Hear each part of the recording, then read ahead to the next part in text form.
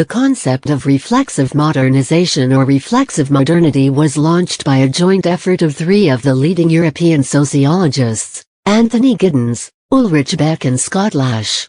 The introduction of this concept served a double purpose: to reassess sociology as a science of the present, moving beyond the early 20th century conceptual framework, and to provide a counterbalance to the postmodernist paradigm, offering a reconstructive view alongside deconstruction. The concept built upon previous notions such as post-industrial society, Daniel Bell, and post-material society, but stresses how in reflexive modernization, modernity directs its attention to the process of modernization itself.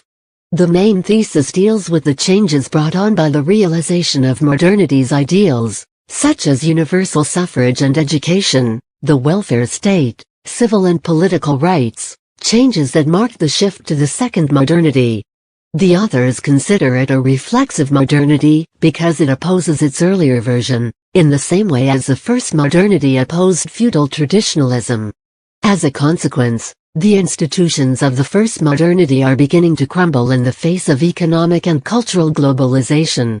The state is starting to lose its importance with the rise of transnational forces, corporations, NGOs. The family is splitting apart with rising divorce rates favored by the flexibility of work and the women's liberation, losing its supportive function in the process. Religion is reduced to a cultural artifact. Traditional political action is boycotted because of a lack of identification with the party's goals.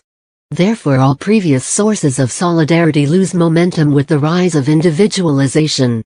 Ulrich Beck focuses on the dissolution of traditional institutions and the rise of transnational forces, while promoting a new type solidarity in the face of the human-made dangers of the risk society, exacerbated by the inherent limits being discovered to all forms of social knowing. Giddens proposes a third way of social policies aimed at tackling the new challenges to identity and life choices created by the biographical risks and uncertainties of reflexive modernity. Zygmunt Bauman talks about the social effects of globalization, as it seems to create new divisions between the people connected to the global flux of information, the tourists, and those excluded from them, not needed as workforce anymore, the bums. Ronald Inglehart studies the shift of human values from material to post-material in the Western societies by analyzing the World Values Survey databases.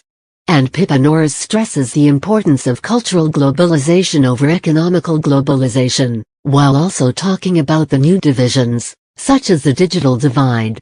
Reflexive modernization is a process of modernization that is characteristic of risk society, whereby progress is achieved through reorganization and reform. Science and technology as it is used for the purpose of reflexive modernization is less concerned with expanding the resource base, but rather with re-evaluating that which is already being used by society. There is a constant flow of information between science and industry, and progress is achieved through the resulting reforms, optimizations and adaptations.